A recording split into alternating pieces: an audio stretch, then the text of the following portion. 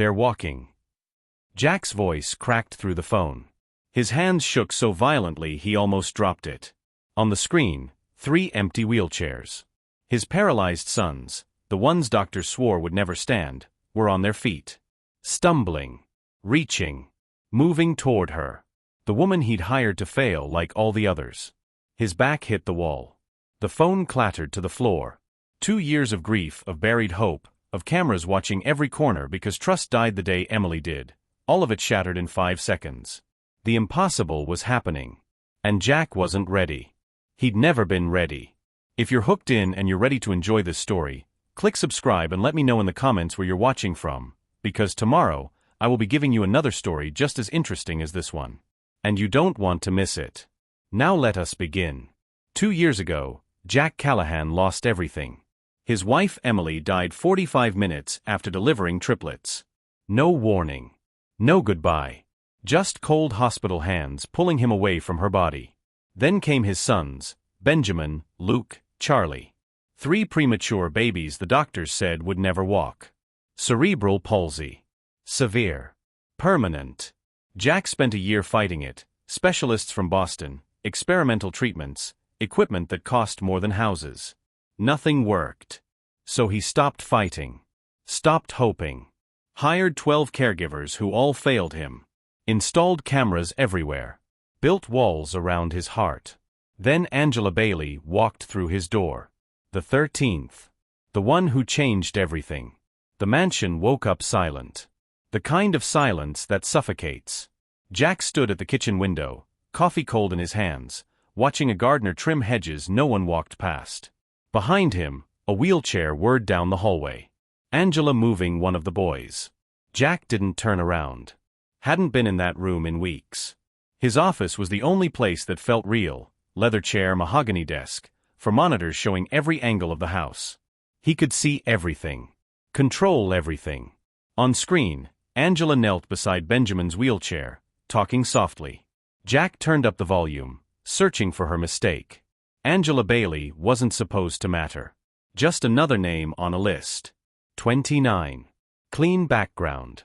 Average. When she arrived, Jack met her at the door with rules. 3 pages, single-spaced. 12 caregivers before you failed. I don't expect different. Angela nodded. I'm here for your sons. But within days, she broke protocol. Sang to them. Moved their legs in patterns therapists never taught. Whispered encouragement like she believed they could hear. Jack watched through cameras, searching for betrayal. Instead, he saw Benjamin smile during her songs. Luke's fingers twitch. Charlie hold his head up longer than ever before. Jack told himself it meant nothing. Maybe you've been hurt so many times you stopped letting people in. Maybe you built walls so high you forgot what connection felt like. If that's you, don't look away from this. Sometimes the people who save us are the ones we almost never let through the door. It started small. Benjamin's eyes tracking Angela across the room. Luke's fingers curling around a toy. Charlie holding his head steady 5 seconds longer. One night, reviewing footage, Jack saw something impossible. Angela reading The Very Hungry Caterpillar, doing silly voices. Then Benjamin laughed. Not a sound, but his mouth opened, chest shook, eyes crinkled. Kids with severe cerebral palsy didn't laugh. Didn't respond to humor. Jack rewound it. Watched again. His hands trembled. He closed the laptop, walked to the living room. Angela sat with the sleeping boys, smiling. It's late, Jack said, voice flat. They can't understand stories. Angela met his eyes. You don't know that. Hope doesn't return gently. It floods in, drowning you.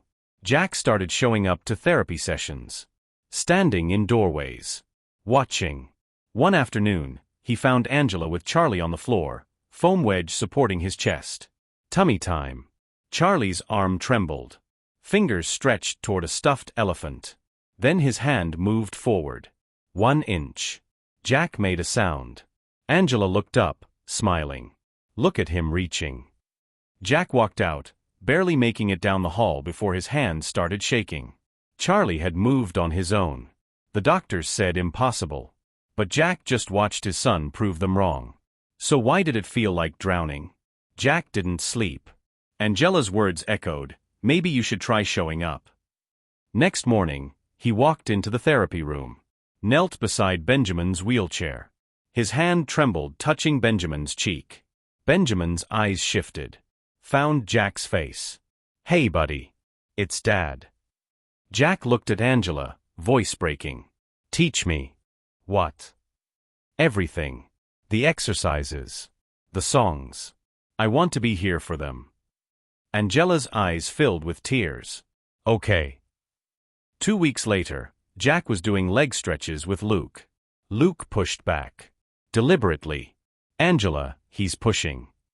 She knelt beside them, crying. He's trying to kick Jack.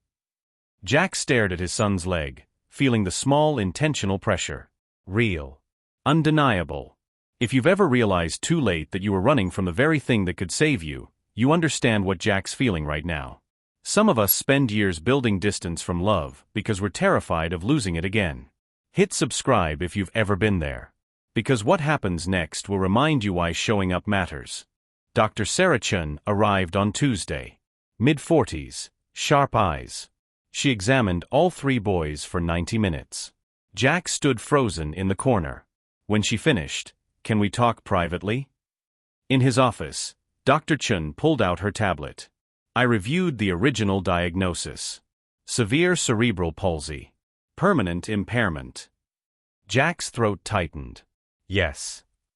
She looked up. That's not what I'm seeing today. Benjamin has voluntary facial movements. Luke has measurable leg strength. Charlie has intentional reaching. These aren't typical outcomes. Jack's legs gave out. What are you saying? Your sons are improving. Significantly. Whatever you're doing, keep doing it. Jack pressed his palms to his eyes. They were improving. 3 months passed like a dream. Full therapy team. 5 days a week. Benjamin holding toys. Luke sitting with support. Charlie lifting his head a full minute. Then midnight, the baby monitor crackled. A cry. Charlie. Jack sprinted down the hall. Pushed open the door. Charlie was awake, uncomfortable. But Jack stopped breathing. Charlie's leg was bent, knee pulled to chest. Moving. On his own. Angela. She appeared, breathless. Watch. Charlie bent his leg. Straightened it. Again. Angela's hand flew to her mouth. Oh my God, Jack.